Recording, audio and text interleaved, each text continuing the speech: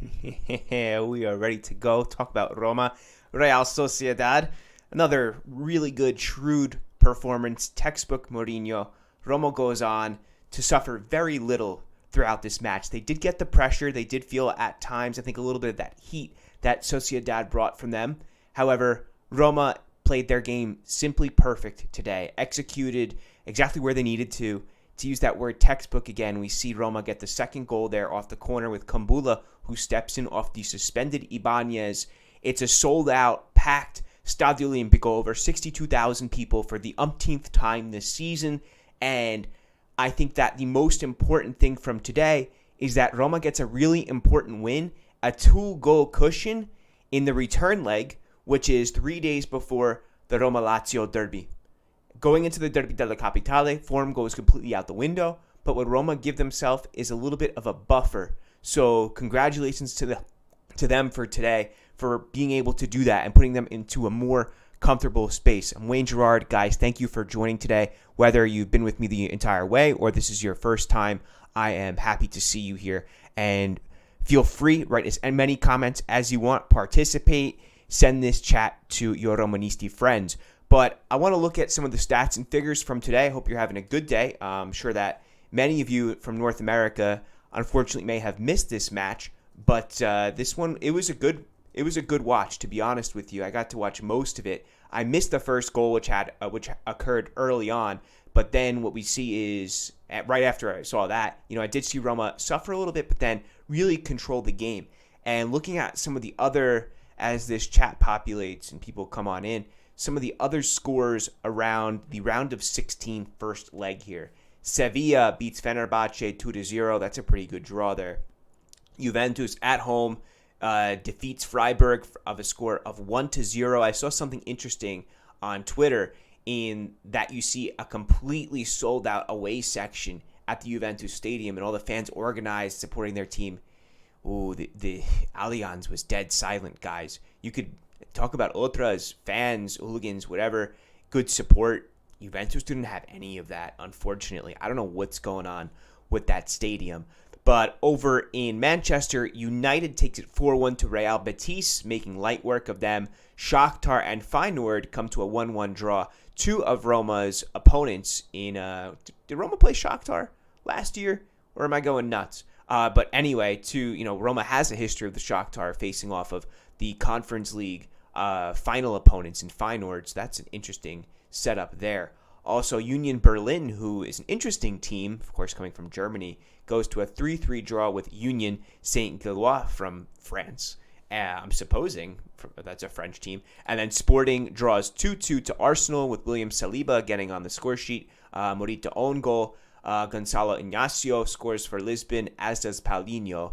And we could see 14 shots there for Arsenal, which, 87% pass accuracy off of 647 passes is insane. So we got our guy Mikel Arteta putting in some real work with Arsenal. That's probably the last team, or them or United. I'm not sure. Let's say it's a dream turnout in this tournament and Roma gets all the way to the final or even the semifinal, right? Who are two teams? Write it in right now in the comments, please. Who are those two guys that you really want to avoid? For me, Arsenal and United, without a doubt. The team I would love to face, Juventus. It's not that I'm afraid of them. I respect them as an opponent. I think Juventus did so well against Roma a few days ago, and they are a team to be feared. However, I would love to see those two, our boys, duke it out against theirs with European silverware on the line. That would be a dream to me. I'm going to run to some comments here. Joe says, I'm happy for Kumbulla. He hasn't been too good this year, and he needed that. Yeah, Kumbulla's really been on the sidelines, whether it's from injury or managerial selection so much of this season. So for him to show up and then get that goal is a really good thing for him. Gives him some momentum, gives him something to feel confident and good about himself for. And, it's not just a back three. It's not just three defenders who are going to help Roma achieve their objectives this season, but the entire crew. And let's keep that in mind, right? If Anya checks in, says, hey, what's up, man? How you doing? Chetan, are you a first-time commenter? I hope so. If not, it's nice to see you nonetheless. Says, just feels good. I'm excited because I'm going to Rome for the Sassuolo game. Nice. That's going to be awesome on Sunday. So Mourinho was talking a little bit in the post-presser about how Sassuolo do play good football, and that's exactly what I'm expecting out of the Neroverdi come this weekend. That's going to be 1 o'clock New York time. I think 1 o'clock, and that's 7 o'clock European or Italian time, I should say. Wael says, hi, Wayne. What's going on? How you doing? What a game. Let's go Roma. Zion checks in. Chaturunga's here. He says, man, the game was epic. Karsdorp was levels. He smoked the guy with his run. Matic bossed their whole team. There's a lot. I like this comment here because there's a lot to unpack. First, let's give a lot of credit for Matic for being that cool, calm, collected figure in the center of the pitch who's so essential to the way that Mourinho plays is based upon a player of that characteristic, of those skill set. And Matic brings that experience as well. He's a guy who's won the Champions League. He knows exactly what it takes.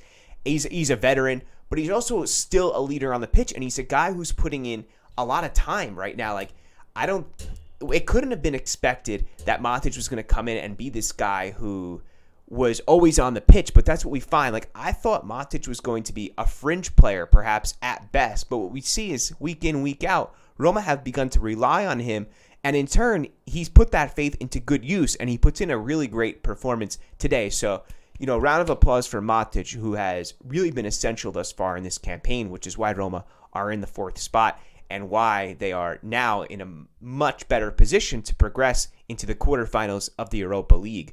Going on to Karsdorp, what a beautiful response from the Dutch right back. Has his problems 2 months ago. It takes time. They resolve it in a professional way. He works hard, keyword works, and gets himself back into the starting lineup ahead of Salik, a player that Mourinho handpicked, and has pretty much, at this point, I think started to cement himself as the first choice right back. And he repays that faith that his coach put back in him with a really good performance today, and one that helps Roma, like Chaturunga says here, makes smokes that guy and shows up 1v1. Last week against Juventus, last Sunday, he had some troubles in the final third, but more importantly, a right back is defend first, attack second, right? And what you want is that he was winning the ball back. He was destroying any type of attempt onto goal that Juventus made. So it's great. You got to love what you're seeing from Rick right now. Zion says, when Roma passes through, who does Roma has a chance to face? So Juventus is the possible opponent. That's, I think, one really interesting footnote of today's match, that Roma could face Juventus in the quarters as well as the finals. Or the semifinals. So that would be just something, guys. That if you're going to go to one match this season, well, of course, if Roma don't go to the final or whatever, that's got to be it. There's going to be so much on the line for that. Let me move my seat up a little bit. There we go. Okay. So VR Architect says, easy win. You can't stop Mourinho when he is ahead. Important to remember that going into these European games, there's probably very little, even if you don't like Mourinho, very few other managers that you would want in charge of your club going into a round of 16, a final, whatever it is, any type of knockout round competition. The manager that you pretty much always want is Jose Mourinho. And I wonder, when his day finally comes to a close with Roma, does he head into a national team? Because I think that he could acquire some serious silverware on the national team, any national team, as well, because of these style tactics that he employs. And I think of, if you remember 2004, the Euro tournament, you know who won that? Greece. You know who wasn't a very good attacking team? Greece.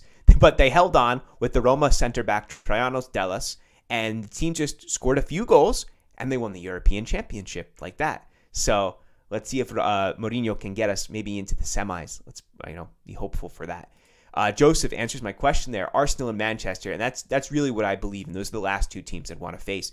I think they're a tier above every other team. Lockdown defense for sure today.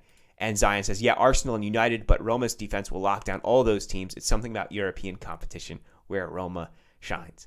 And Modin says that Abraham turn was nasty.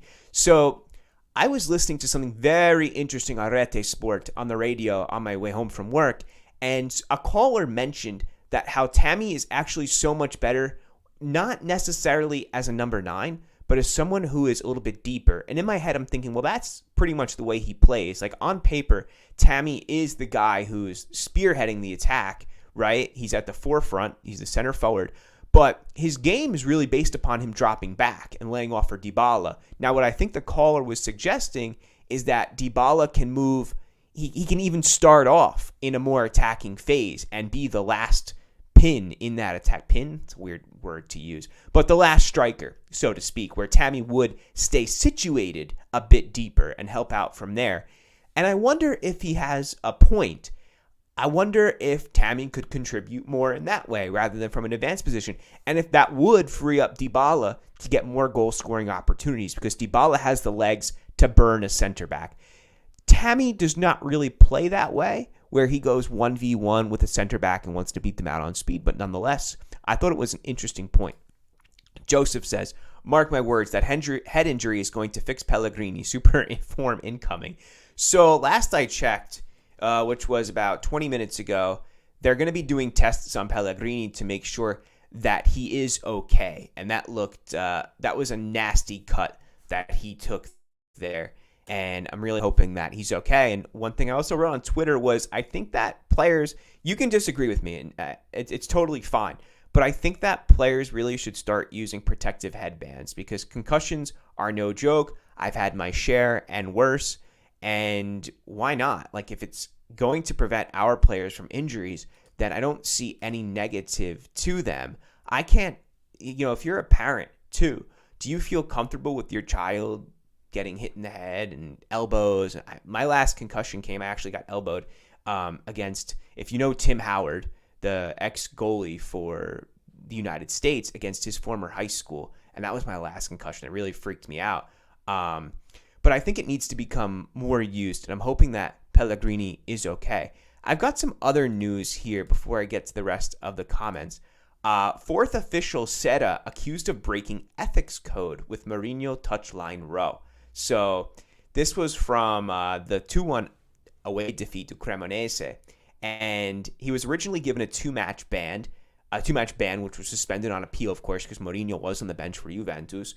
But Serra now has 5 days to present his defense or request the paperwork over his code of ethics and breaking that.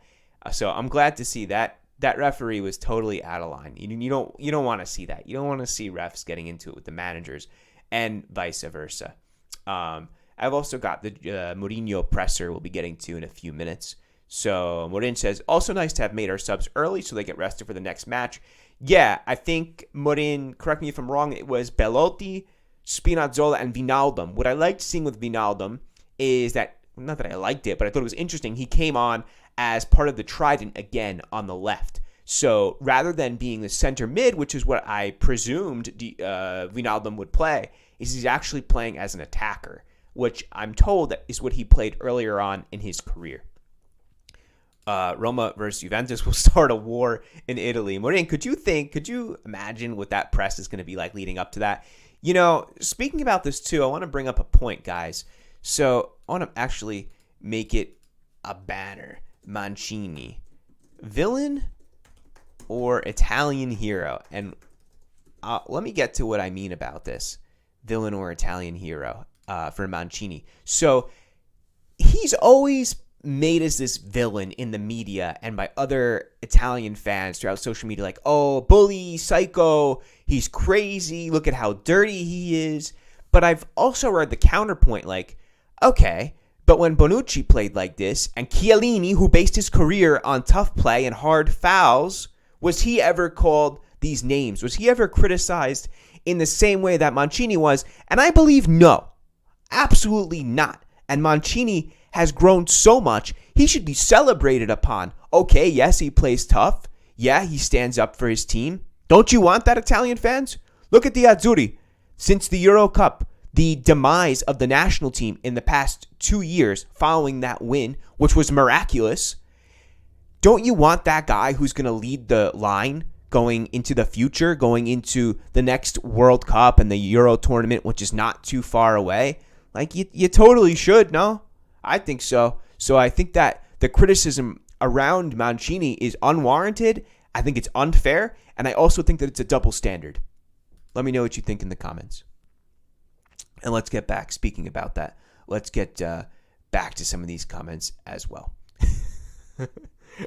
Courage says, I think Roma has a chance of facing United or Arsenal. I'm not sure where that would come if that would be the final. How far do you think we'll actually go? What's my prediction? I think Roma goes on to the quarterfinals at least. They're going to progress past Real Betis into the quarterfinals. Depending on who they draw, there will be a new draw, and you could come up against a very tough opponent. But I think that this team is definitely worthy of the quarters at least. I would love to see them go on to the final and win it. That would mean automatic Champions League qualification. That would be a godsend, not having to worry so much about league placement then, especially because, honestly, guys, Juventus could very well get those 15 points back. We've seen stranger things happen around the league, and that's definitely not off the table. I've read that a day or two ago, I read that they're trying to get those points back due to a procedural malpractice or a procedural mistake when the charges were brought up against them. So that's a great route, right? If now you have Roma, who's essentially got one leg into the quarterfinals, you got to win 5 more games to guarantee yourself a Champions League spot. So think of it that way. Or you don't even have to win them. You just have to win a couple, really, and then draw some into the final. Mourinho says, I also think that Sociedad players played into our game plan by playing a narrow 4-2-3-1. Yeah, I don't believe they had a single shot on goal. I'm going to fact check myself right now, but I think that's what I heard on the Italian radio. So where are we? Going to Google. We've got, no, that's 2 days ago. But let's see what happened today. Bear with me. Roma-Real Sociedad. And we've got 1 shot on target for Real Sociedad. 9 total shots, where Roma also had 9 total shots. And then, like, the comment here, yeah, playing into the way that Roma wanted. Roma just 40% possession and 2 goals. It's got to be. That's a remarkable stat there, guys. But also in the lineups, guys, let's take a look at that too. Throw up that banner real quick. So we have Rui Patricio, of course, Mancini, Smalling, and not Ibanez, who was suspended, but the first start of Llorente, the Spanish center back who comes over. And, you know, so far, so good. He's a player who is also playing in England, and he could have a future with the Giallorossi. Let's see. You know, there's still a lot of time left in this season. Then, of course, Karsdorp, Matic, Cristante, and El Shaarawy, our man of the hour, who gets the first goal. Very nice. And we'll get back to El Shaarawy in a minute. And Dybala, Abraham, Pellegrini. So, El Shaarawy. What more could you ask for a player? Doesn't complain, works hard for his teammates, is fast, puts in the work. He's got a little bit of everything. And he's been with Roma a long time at this point. 2 different tenures, right, before he goes off to China. But I can't have enough good to say about El Shaarawy and what he does for the actual team and the essence of becoming a unified pack, or that wolf pack, so to speak, right? And I'm almost like intrigued to just go on eBay right now and bid for like a match-worn El Shaarawy jersey. No, I wouldn't be that crazy, but you know, I don't need to have the match-worn, but you know, that would be cool. Maybe one in like that black. And did anybody out there manage to get the black New Balance 3rd kit from this season? I would love to see a picture of it because it looked really darn cool. I'm going to get back to the comments right now.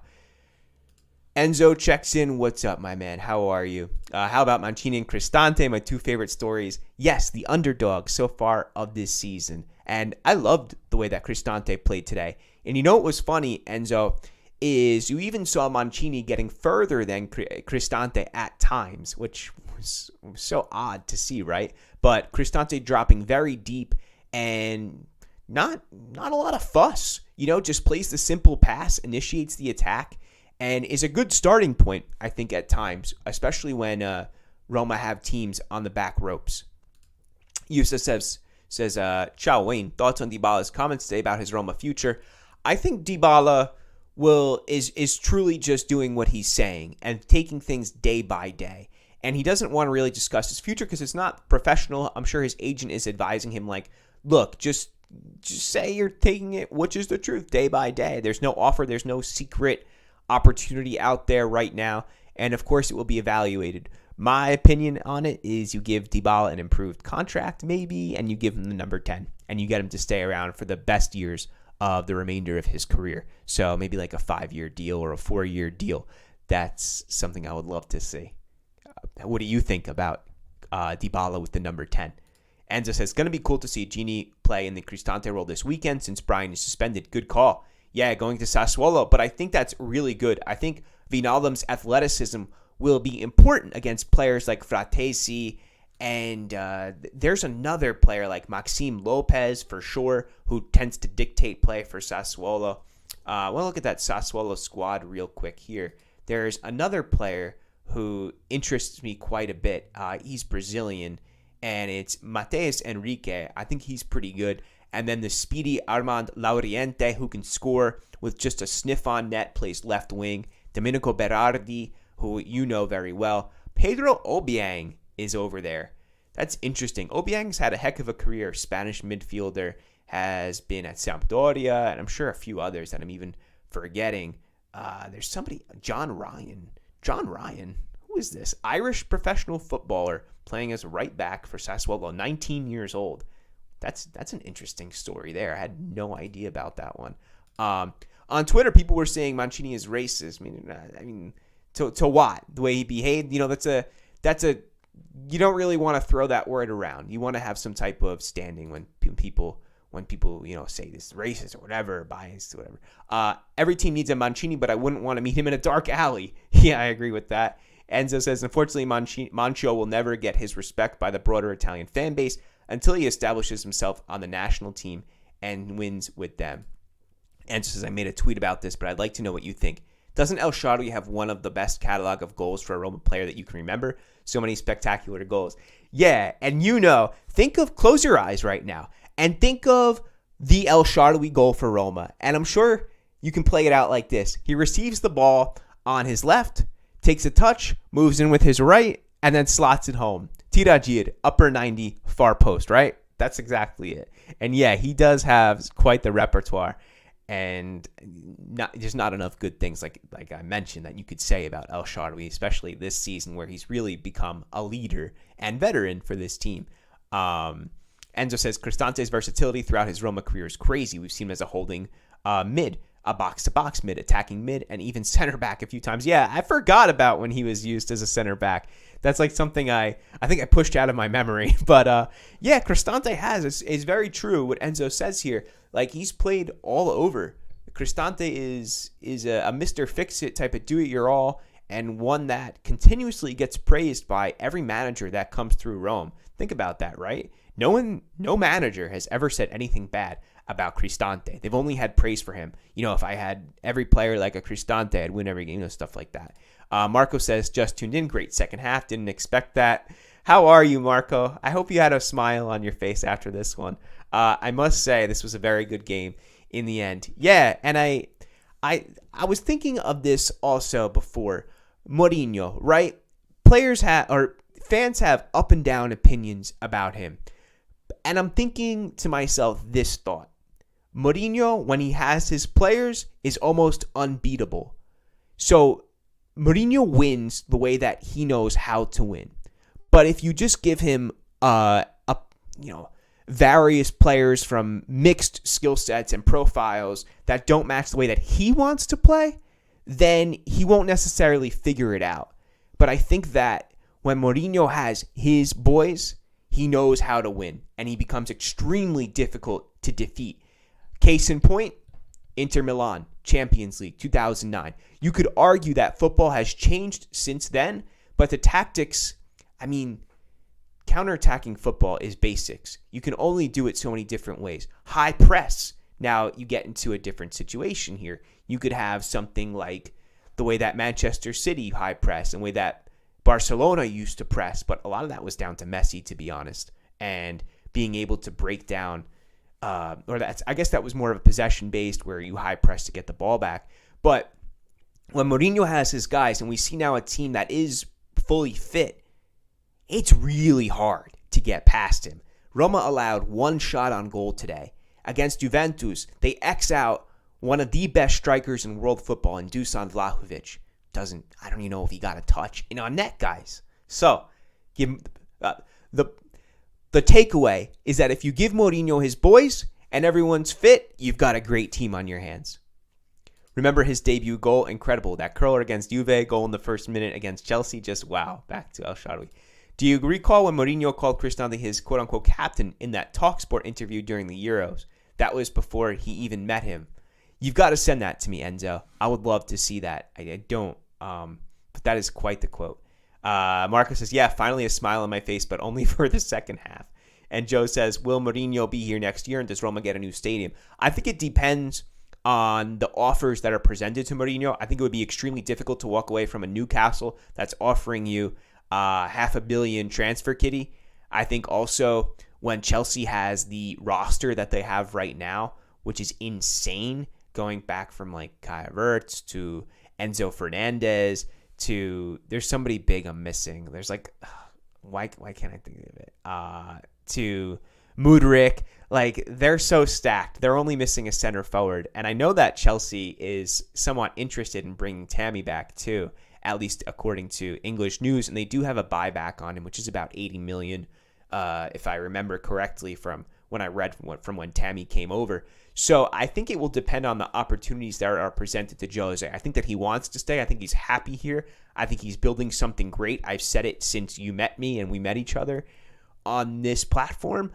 And I see only good things right now. I think if you add one or two more players this summer, Roma is going to rock, guys. I think we can see a really good team. Think of the players that Roma has missed out on. Granit Xhaka, Koop Miners. If Roma had been in a little bit of a better financial situation, we could have had those players. And I think where Roma could have been right now with them, but also if they get players of those standards, where Roma could be going into next season. If Roma win the Europa League, oh boy. I don't even want to say it. Like, I don't want to think like that. But this team is definitely becoming capable of stuff, of big stuff. Ishmael says, I think we will be in the Champions League. I hope so, man. Thanks, Enzo. And says, but PSG must leave Jose alone. And that's true, too. As I mentioned, Newcastle and Chelsea, there's also the possibility with the way that PSG is playing, and they just got knocked out against a really good Bayern Munich. Choupo-Moting, I was reading up a little bit about him today. He's like 33 years old. He's even older than I am, and he's out there scoring big goals. He's athletic. He's got a real keen eye for goal. He's been around. He was at PSG from 2020 to 2022, right? Or 2018 to 2020. One of those for a 2-year span. And just like, yo, Bayern's a machine. But taking down that PSG, now it becomes this issue of what happens with Mbappe, what happens with Messi.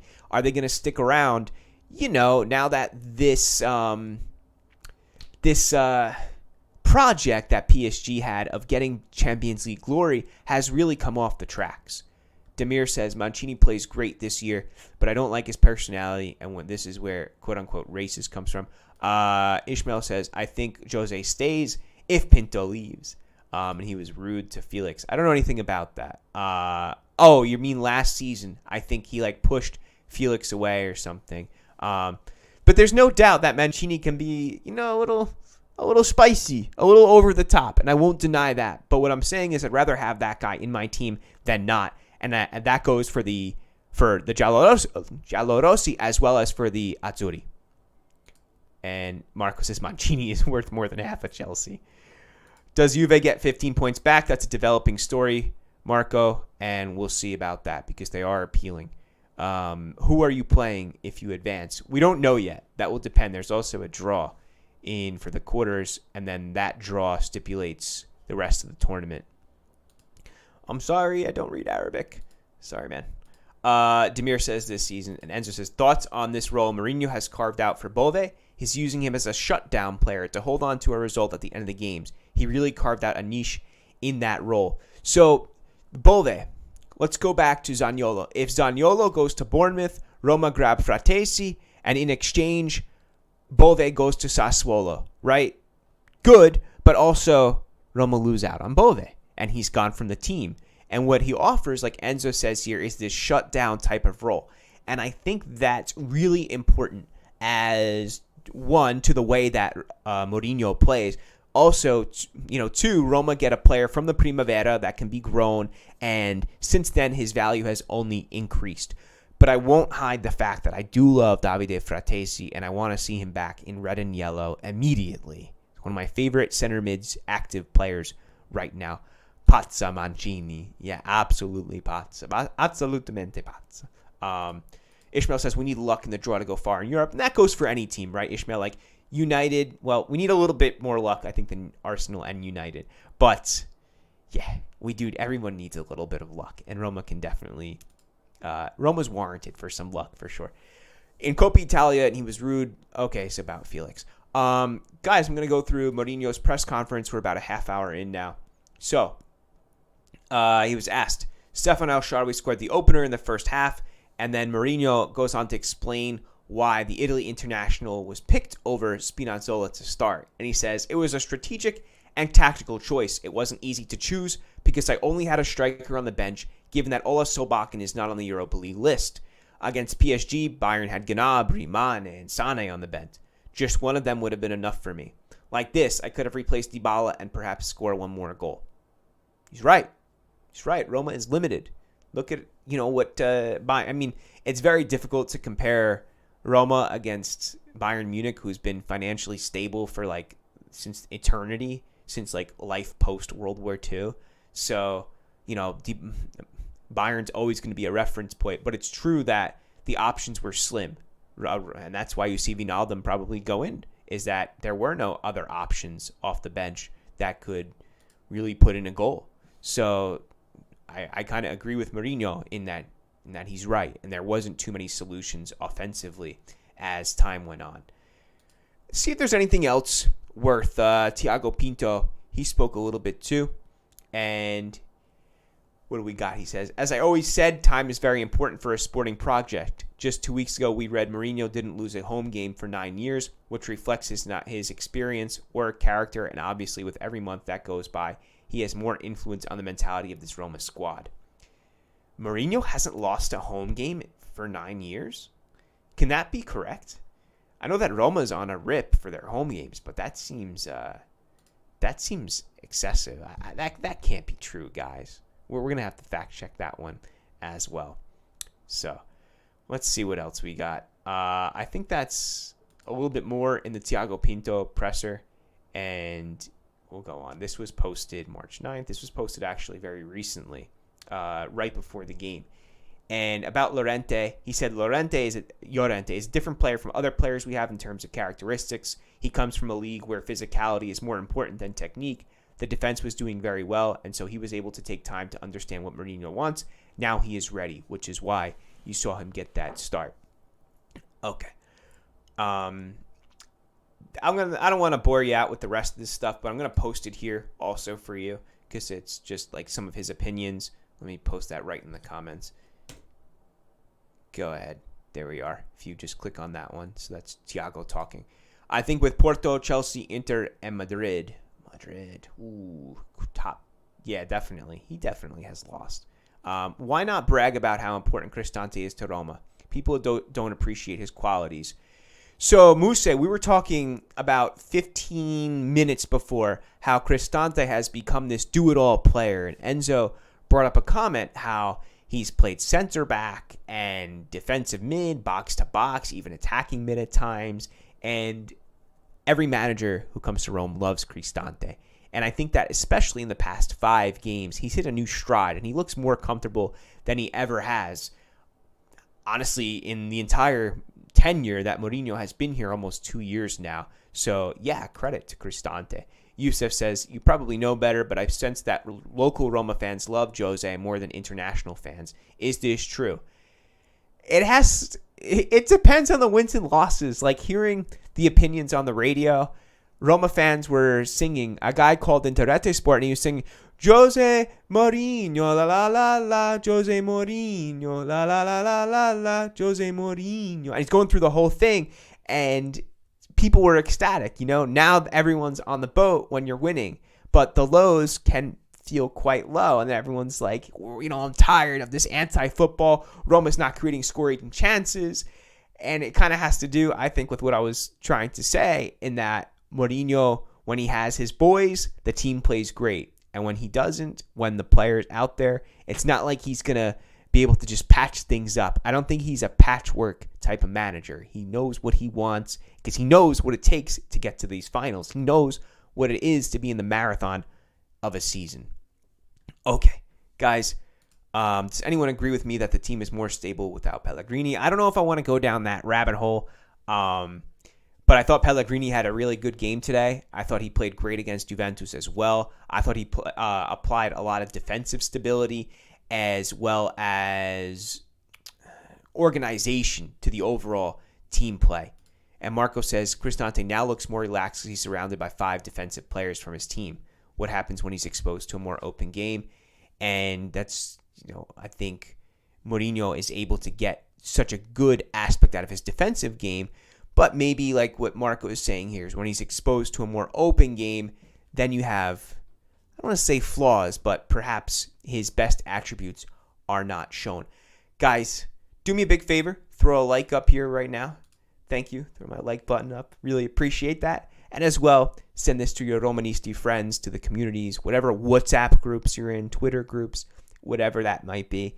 And I thank everybody, I should say, for coming here today. Let's go through, before we sign off, let's go through the Europa League standings. And don't forget John Ryan, 19-year-old Irishman for Sassuolo. I can't wait to look into that kid's career for we'll do a little bit of a Sassuolo preview going in before this. Okay, so standings, matches after today. We have got Freiburg losing to Juventus, and as I mentioned, that J Stadium, Allianz, not so great. Sevilla coming out 2-0 winners against Turkish Fenerbahce. United 4-1 over Real Betis, so United's definitely going to be advancing there. Shakhtar and Feyenoord play off to a draw. Leverkusen takes out Ferencváros. Ferencváros, I think they are Hungarian, if I'm not wrong, right? And that would be, somebody might want to have check me on that one. And I think I mentioned, Sevilla over Fenerbahce. And Union Berlin 3-3 with Union Saint Gilloise. So some good results here. Sporting Arsenal 2-2. Very competitive. This year, the Europa League is more Champions League than the Champions League is. So we got 2 more comments before we wrap this guys up here. And Martinez checking in, I think, first time. Hi, Martinez. How far do you think we will go? What is your prediction? So I'm hoping quarterfinals. That's what the prayer is. I'm hoping, or I should say the prayer is the final, but I know that the quarterfinals are, we got 1 foot there, and then we have to see what happens after that based upon who Roma draw. Morin says, I also think that Sociedad played into our game plan by narrowing. I'm sorry, these are old. I got to scroll down a little. Which team do you prefer to avoid in the quarterfinals? And that, United and Arsenal. Why does it seem like Matic and Cristante work together now? Overall, the team has been playing much better, more fluidity, and I think that's definitely playing into the midfield system right now. And you can see these guys starting to build more of a rapport. Also, Wijnaldum takes pressure off. The attack looks good, and it helps these guys express their qualities. And overall, time heals all and makes great things. Guys, let's talk soon. Be back for a Sassuolo preview. That match is on Sunday, 1 o'clock New York time, 7 o'clock Italian time. Let me know what you think. Of course, write in comments, all that good stuff. We'll talk soon. Ciao.